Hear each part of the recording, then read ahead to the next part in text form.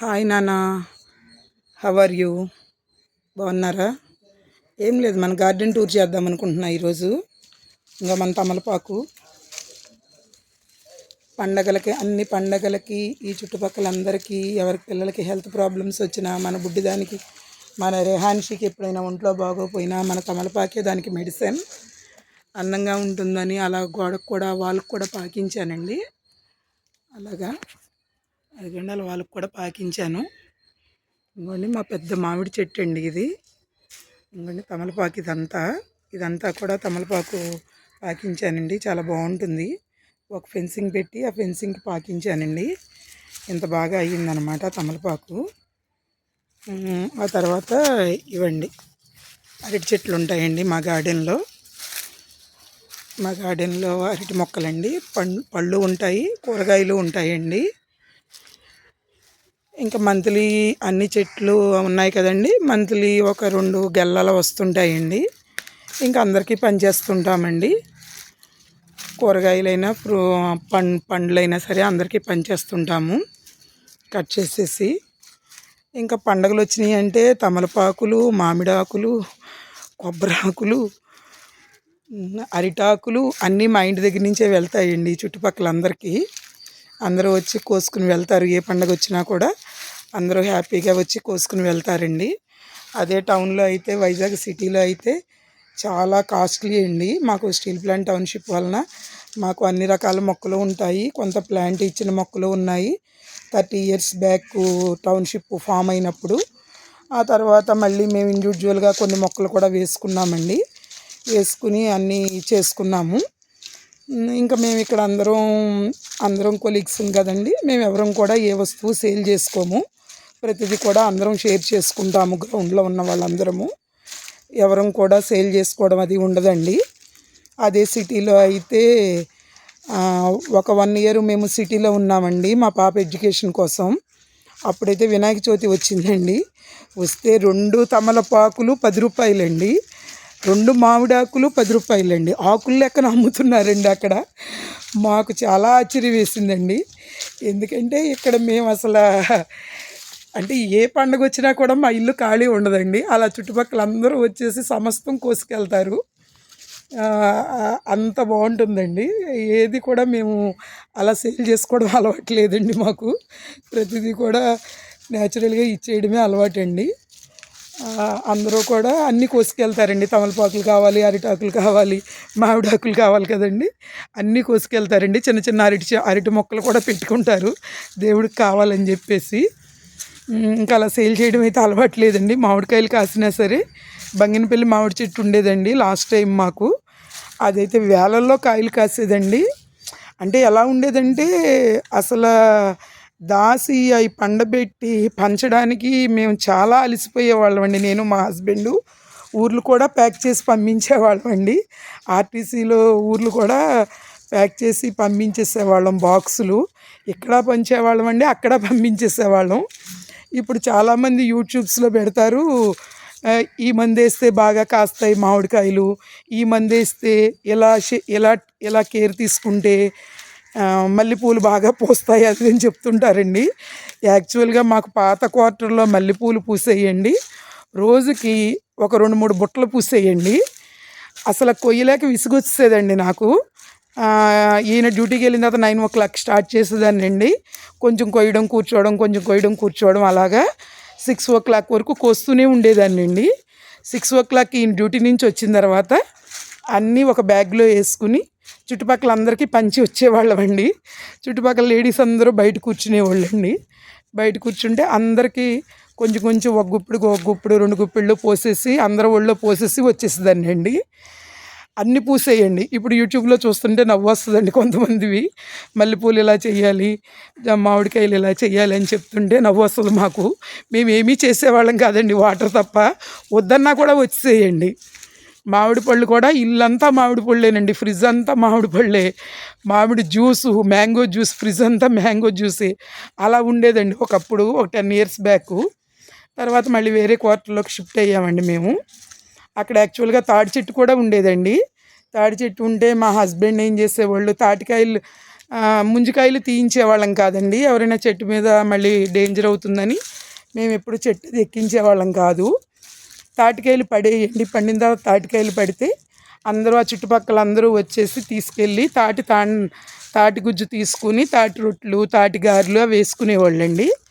Morning ఈయన తీసుకొచ్చి అక్కడ పెట్టేసేవాళ్ళు, సోఫాలో పెట్టేస్తే చుట్టుపక్కల అందరూ వచ్చి తీసుకువెళ్ళేవాళ్ళండి. అప్పుడైతే తాటి గారెలు, తాటి బూరెలు అవి చాలా బాగా చేసేవాళ్ళం అండి. తర్వాత కొన్ని చేయలేకపోతే అలాగా తాటికాయల్ని ఈయన గొయ్యి తీసి పాతి పెట్టేసేవాళ్ళండి, విడదీసి పాతి పెట్టేస్తే జాన్యువరి టైంకి తేగలు వచ్చేసేయండి. మళ్ళీ ఆ తేగలు నార్మల్గా ఇస్తే మళ్ళీ పడేస్తారేమో, అంత బాగా తెలియక వాళ్ళకి పడేస్తారేమోనని చెప్పేసి మేము కుక్కర్లో ఉడకబెట్టి మరీ ఇచ్చేవాళ్ళం అండి. కాల్చడం అంటే కొంచెం కష్టం అండి, ఇక్కడ అవన్నీ దొరకవు కదా, కాల్చడం అంటే కష్టం అని చెప్పేసి కుక్కర్లో ఉడకబెట్టి ఇచ్చేవాళ్ళం అండి. ఈయన ఏమనేవాళ్ళు అంటే, ఇంత ఇస్తున్నాం కదా ఉడకబెట్టి ఇచ్చేద్దాము, ఉడకబెట్టి ఇచ్చేస్తే తినేస్తారు, పచ్చిగా ఇస్తే మళ్ళీ వాళ్ళు వాడుకుంటారో లేదో అనేవాళ్ళండి. అని అంటే ఇక సర్లే అని చెప్పేసి ఉడకబెట్టి ఇచ్చేసేవాళ్ళం అండి. ఈ మామిడి చెట్టు మేమే వేసామండి. ఆ చివరేమో ఇది ఉంటుందండి, గోరింటాకు చెట్టు ఉంటుందండి. ఇక ఆషాఢం వస్తే మా గోరింటాకు చెట్టుకి రెస్ట్ ఉండదండి, మొత్తం అందరూ వచ్చి కోసుకుంటారు. నేను ఇవన్నీ కూడా మా గార్డెన్ గురించేనండి ఫుల్గా. ఇవ్వండి, ఇవన్నీ కూడా పైనాపిల్ వేసామండి. ఒక 2-3 సార్లు వచ్చినాయి కాయలు. మన ఇంట్లో కాయలు కదండి, సైజు చిన్నవి వచ్చినా కూడా చాలా టేస్టీగా ఉంటుంది. రియల్గా మేము మందులేం వాడమండి, ఓన్లీ వాటర్ ఒకటే పడతాము, మందులేం వాడము. మందులు అంత మంచిది కాదులే అని మందులేం వాడమండి. అవి న్యాచురల్గా కాస్తుంటాయండి. ఇంకా అరటి చెట్లు అవన్నీ ఇంకా కామన్గా ఉంటాయండి, అరటి చెట్లు అవి. మా స్టీల్ ప్లాంట్ టౌన్షిప్ చాలా బాగుంటుందండి, చాలా అందంగా ఉంటుంది. మా కరివేపాకు మొక్కలు ఉంటాయి, అన్నీ ఉంటాయండి. ఇప్పుడు చాలా బాధాకరమైన విషయం ఏంటంటే స్టీల్ ప్లాంట్ని ప్రైవేటైజేషన్ చేస్తాము అని బీజేపీ గవర్నమెంటు అంటుందండి. దాన్ని అందరూ అపోజ్ చేస్తే బాగుంటుందండి. అది ఎంప్లాయీ కోసమని కాదండి, అందరూ అంటే ఇల్లిటరేట్స్ అనుకుంటారు, ఎంప్లాయీస్ కోసమే అని అనుకుంటారండి. కానీ యాక్చువల్గా అది ఎంప్లాయీస్ కోసం కాదండి. స్టీలు మనకి క్వాలిటీ ఆఫ్ స్టీల్ రావాలి అంటే వైజాగ్ స్టీల్ ప్లాంట్ నుంచేనండి క్వాలిటీ ఆఫ్ స్టీలు. మీరు చైనా నుంచి స్టీల్ తెచ్చుకుంటే ఒక 10 years తర్వాత మొత్తం అది రస్ట్ పట్టేస్తుందండి. మీరు బిల్డింగ్స్ కట్టుకున్నా కూడా తర్వాత రస్ట్ పట్టేస్తుంది. వైజాగ్ స్టీల్ అయితే క్వాలిటీ ఆఫ్ స్టీల్ అండి. ప్లస్ మనకి రీజనబుల్ ప్రైస్లో దొరుకుతుందండి. అదే మీకు బయట అయితే రేపు ప్రైవేటైజేషన్కి ఇచ్చేస్తే వాళ్ళేమి రీజనబుల్ ప్రైస్లో మీకు ఇవ్వరండి. ప్రైవేట్ ఎంప్లాయీస్తో వర్క్ చాలా చేయించుకుంటారు, వాళ్ళు చాలా ఎక్కువ రేటుకి అమ్ముకుంటారండి. మనకి రీజనబుల్ ప్రైస్లో ఏమీ దొరకదండి. మనం బిల్డింగ్స్ కట్టుకోవాలన్నా, ప్రాజెక్ట్స్ కట్టుకోవాలన్నా, ఏదైనా స్టాచ్యూస్ కట్టుకోవాలన్నా, సర్దార్ వల్లభాయ్ పటేల్ స్టాచ్యూకి స్టీల్ ప్లాంట్ స్టీలే వాడారండి. మా స్టీల్ ప్లాంట్ స్టీల్ ఫ్రీగా ఇచ్చారు. చాలామంది ఇల్లిటరేట్స్ ఏమనుకుంటారంటే వీళ్ళ కోసమే అడుగుతున్నారు అనుకుంటారండి. అది మా కోసం కాదండి. మా తర్వాత తరాలు చాలామంది దీంట్లో సెంట్రల్ గవర్నమెంట్లో పిఎస్సిలో జాబ్ చేయాలని మా కోరిక. ఫారిన్ కంట్రీస్ వెళ్ళి అక్కడ పనులు చేసుకుంటూ, హోటల్స్లో పనులు చేసుకుంటూ, పెట్రోల్ బంక్స్లో పనులు చేసుకుంటూ ఎందుకండి ఆ బాధలు?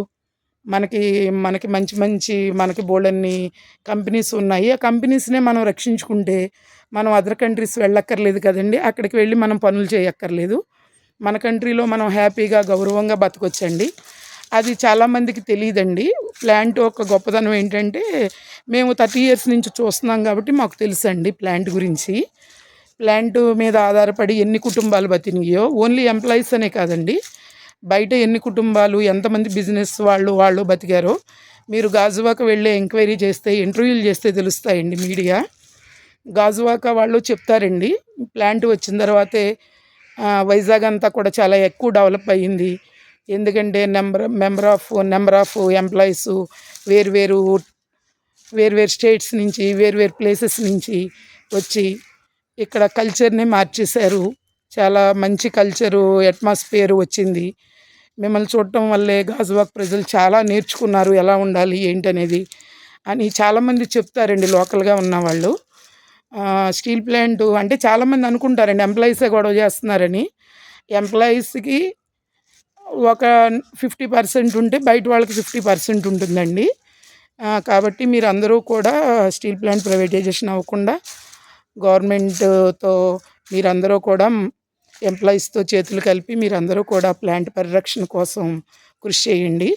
ఇది మన భావితరాలకి ప్లాంటు ఒక సంపద అండి. రియల్గా చెప్పాలంటే మీరు ప్లాంట్లోకి వెళ్ళి చూస్తే ప్లాంట్ ఎంప్లాయీస్ ఎంత కష్టపడుతున్నారో, ఒక స్టీల్ రెడీ అవ్వడానికి వాళ్ళు ఎంత కష్టపడతారో మీరు ప్లాంట్లోకి వెళ్ళి చూస్తే తెలుస్తుందండి.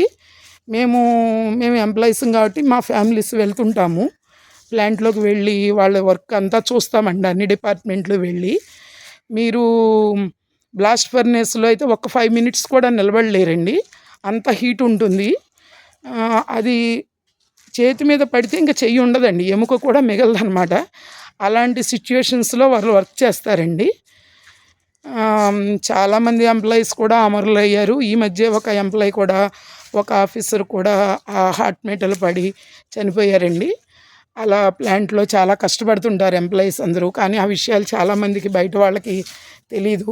ప్రైవేటైజేషన్ అయిపోతున్నా కూడా చాలామంది దానికి రెస్పాండ్ అవ్వట్లేదు. యాక్చువల్గా అది అందరూ కలిసి దాన్ని కాపాడుకుంటే విశాఖ ఉక్కు ఆంధ్రుల హక్కు అని చాలామంది ప్రాణత్యాగం చేస్తేనే ఈ ప్లాంట్ ఏర్పడిందండి. మీరందరూ కూడా కోఆపరేట్ చేయండి. కోఆపరేట్ చేసి గవర్నమెంట్కి మీరందరూ కూడా పాజిటివ్గా మీరు తెలియచేయండి ప్లాంట్ గురించి. స్టీల్ ప్లాంట్ టౌన్షిప్ అయితే ఎంత అందంగా ఉంటుందోనండి. ఎవరైనా వస్తే అసలు అంటే సమ్మర్లో కూడా మాకు ఒక 5 degrees హీట్ ఇక్కడ తక్కువగా ఉంటుందండి గాజువాక్ కంటే, సిటీ కంటే కూడా. అక్కడ బీచ్ ఉన్నా కూడా సిటీ కంటే గాజువాక్ కంటే కూడా మాకు ఒక 5 degrees దాకా హీట్ తక్కువ ఉంటుందండి. ఎందుకంటే ప్లాంటేషన్ అండి. మేము ఎన్ని టన్నులు ఉక్కు మేము ప్రొడ్యూస్ చేస్తున్నాము స్టీల్ ప్లాంటు, అన్ని టన్నులు మొక్కలు ఉండాలి అనే ఒక టార్గెట్ అండి స్టీల్ ప్లాంట్కి. అందుకని చెప్పేసి అంతా మొక్కలేనండి, అంతా ప్లాంటేషన్ ఉంటుందండి. చాలా బాగుంటుందండి. అదిగోండి ఉసిరి మొక్కను చూసారా? ఇక కార్తీక మాసం వస్తే ఆ ఉసిరి మొక్కకు రెస్ట్ ఉండదండి, అందరూ కొమ్మలు అన్నీ తీసేసుకుంటారు. స్టీల్ ప్లాంట్ చాలా బాగుంటుందండి. ఇక్కడ అండర్ గ్రౌండ్ డ్రైనేజ్ అండి. మామూలు వర్షం పడినప్పుడు వాటర్ వెళ్ళడానికి కూడా మనకి కొంచెం కూడా, మీకు పెద్ద తుఫాన్ రానివ్వండి, మన విజయవాడ మునిగిపోయింది చూసారా? మొత్తం గవర్నమెంట్ వచ్చి స్టీల్ ప్లాంట్ ఎలాగ డ్రైనేజ్ సిస్టమ్ ఎలా పెట్టింది అని స్టీల్ ప్లాంట్ దగ్గర ట్రైనింగ్ తీసుకుంటే బాగుంటుందండి. మాకు కొంచెం వాటర్ డ్రాప్స్ కూడా కనిపించవండి స్టీల్ ప్లాంట్ టౌన్షిప్లో, అంత బాగుంటుందండి. ఎంత వర్షం పడినవ్వండి, ఒక వర్షం పడుతూనే ఉంటుంది, ఒక పక్కన రోడ్స్ అవి క్లియర్ అయిపోతూనే ఉంటాయండి. వాటరు స్టాగ్నేట్ అనేది అసలు ఎక్కడా ఉండదండి, అంత బాగుంటుందండి. అండర్ గ్రౌండ్ డ్రైనేజ్ సిస్టము ఉంటుందండి. డ్రైన్ వాటర్ వెళ్ళిపోవడానికి కూడా సిస్టమ్ చాలా బాగుంటుందండి. రోడ్స్ అన్నీ కూడా చాలా బాగుంటాయండి మాకు. స్టీల్ ప్లాంట్ టౌన్షిప్లో ఉంటే భూతల స్వర్గంలో ఉన్నట్టేనండి, అంత బాగుంటుంది. ఇప్పుడు రేపు ప్రైవేటైజేషన్ కానీ అయితే ఇవన్నీ ఏమీ ఉంచరండి, అన్నీ డిస్పాండ్ చేసేస్తారు, అన్నీ అమ్మేసుకుంటారండి. ప్లాంట్ కూడా రన్ చేస్తారో లేదో కూడా చెప్పలేము. చాలా పిఎస్యులో అలా అయినాయండి. స్టీల్ ప్లాంట్ ఏంటంటే మన దేశానికే ఒక మణిహారం లాంటిదండి. ఇది నవరత్న అవార్డు కూడా తీసుకుందండి. మన దేశానికి ఒక మణిహారము, చెప్పాలంటే ఒక డైమండు. దాన్ని కాపాడుకోవడం అనేది మన అందరి చేతుల్లోనూ ఉందండి. ఎంప్లాయీస్ అని అపోహపడొద్దండి. మేమేముందండి, ఒక 30 years చేసిన తర్వాత రిటైర్డ్ అవుతాం, బయటికి వెళ్ళిపోతామండి. కానీ కొత్త పిల్లలు, కొత్త ఎంప్లాయీస్ రావాలి, ఆపర్చునిటీస్ని అందిపుచ్చుకోవాలి, ఇవన్నీ చూడాలి కదండి. అందుకని అందరి కోసము ఆలోచించండి, మీ పిల్లల భవిష్యత్తు కోసం కూడా ఆలోచించండి. మీ పిల్లల గేట్ ర్యాంక్ వస్తే చాలండి, హ్యాపీగా జాయిన్ అయిపోవచ్చు. అంత మంచి పిఎస్యు అండి ఇది. మీరు ప్లాంట్ లోపలికి వెళ్ళి చూస్తే అసలు ఎవరు కూడా అంగీకరించరండి ప్రైవేటైజేషన్కి, అంత కష్టపడతారనమాట ఎంప్లాయీస్. కోకోవెన్ కానీ, ఎస్ఎంఎస్ కానీ, బ్లాస్ట్ ఫర్నేస్ కానీ, ఎల్ఎంఎం కానీ, ఎఫ్ఎండి కానీ, అన్నీ ఒకదాన్ని మించి ఒకటి డిపార్ట్మెంట్స్లో అందరూ ఎంప్లాయీస్ కష్టపడతారండి. అలా కష్టపడటం వల్లనే ఈ రోజున మనకి ప్రాజెక్ట్స్ కానీ, రోడ్స్ కానీ, హౌసెస్ కానీ అన్నీ మంచి స్టీల్ని ప్రొడ్యూస్ చేయగలిగినాయండి. అందరూ కష్టం వల్లనే, అందరూ ఎంప్లాయీస్ కష్టం వల్లనే మంచి స్టీల్ ప్రొడ్యూస్ అయిందండి. కరోనా టైంలో అయితే ఎంత ఆక్సిజన్ ప్రొడ్యూస్ చేశారండి. దేశం మొత్తం ఆక్సిజన్ ఫ్రీగా సప్లై చేసిందండి స్టీల్ ప్లాంటు. అది ఎంతమందికి తెలుసో నాకు తెలియదండి. వ్యాగన్స్ ద్వారా దేశం మొత్తం వ్యాగన్స్ ద్వారా పంపించారండి, రైల్వే వ్యాగన్స్ ద్వారా పంపించారు, పెద్ద పెద్ద ట్యాంకులు పంపించారు ఆక్సిజన్ కూడా ప్రొడ్యూస్ చేస్తుందండి స్టీల్ ప్లాంటు. చాలా చాలా వస్తాయండి స్టీల్తో పాటు చాలా ఉత్పత్తి అవుతాయండి. అవన్నీ కూడా సప్లై చేస్తుంటారండి. మెయిన్గా ఆక్సిజన్ సప్లై చేశారండి. అది ఎంతమంది జీవితాలను నిలబెట్టారండి ఆ రోజున. అది చాలామందికి తెలియదండి. అది తెలుసుకుంటే బాగుంటుందండి. ప్లాంటు పరిరక్షణ చేస్తే మనకి ఇలాంటి హెల్త్ ప్రాబ్లమ్స్ వచ్చినప్పుడు కూడా ప్లాంట్ మనకి సహకరిస్తుంది. అదే ప్రైవేటైజేషన్ అయితే మీకు ఫ్రీగా ఎవరూ ఇవ్వరండి. ఆక్సిజన్ మొత్తం అమ్ముకుంటారండి వాళ్ళు చేసుకుని. మీరు బయట కొనే ఉంటారు కదా, కరోనా ఎఫెక్ట్ వచ్చిన వాళ్ళు ఆక్సిజన్ సిలిండర్స్ దొరక్క ఎంత ఇబ్బంది పడ్డారో, గవర్నమెంట్ హాస్పిటల్స్లో ఆక్సిజన్ దొరక్క ప్రైవేట్గా ఎన్ని లక్షలు వేలు పెట్టి కొనుక్కుని ఇంట్లో స్టోర్ చేసుకున్నారు, వాడుకున్నారు. చాలామందికి దొరకలేదండి. అలాంటి ఆక్సిజన్ని, అలాంటి ప్రాణవాయువుని ప్లాంట్ ప్రొడ్యూస్ చేసి సప్లై చేసిందండి. ఫ్రీగా ఆల్ ఓవర్ ఇండియా సప్లై చేసిందండి. అదండి చాలా బాగుంటుందండి ప్లాంటు. కాబట్టి అందరూ ప్లాంట్ కోసం ఫైట్ చేయండి. మా కోసం అనుకోవద్దండి. అది భావితరాలకి చాలా మంచి ప్లాంట్ అండి.